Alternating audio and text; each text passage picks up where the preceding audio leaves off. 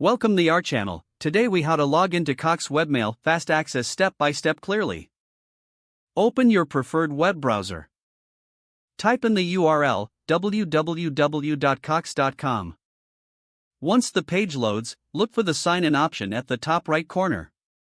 Click on sign in. A drop-down menu will appear. Select Webmail from the options listed. You will be directed to the Cox Webmail login page. Locate the field labeled User ID. Enter your Cox user ID in this field. Next, find the password field below. Input your password in this field.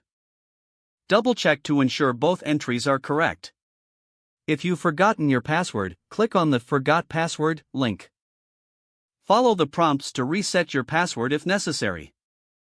After entering your user ID and password, click the Sign In button. Wait a moment as your credentials are verified. Once logged in, you will be redirected to your inbox. You are now ready to access your Cox Webmail. If the page does not load, refresh the browser or try again in a private or incognito window. Make sure you are using the correct email address, then retype it carefully to avoid small typos.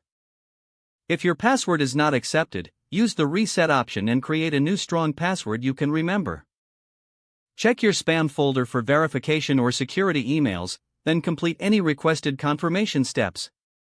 Enable two-factor authentication if available to improve account security and reduce unauthorized access risk.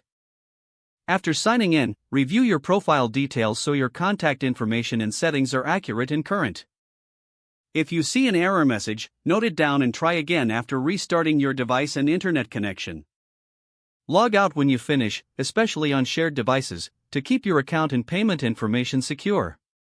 If the page does not load, refresh the browser or try again in a private or incognito window. Make sure you are using the correct email address, then retype it carefully to avoid small typos. If your password is not accepted, use the reset option and create a new strong password you can remember. Check your spam folder for verification or security emails, then complete any requested confirmation steps.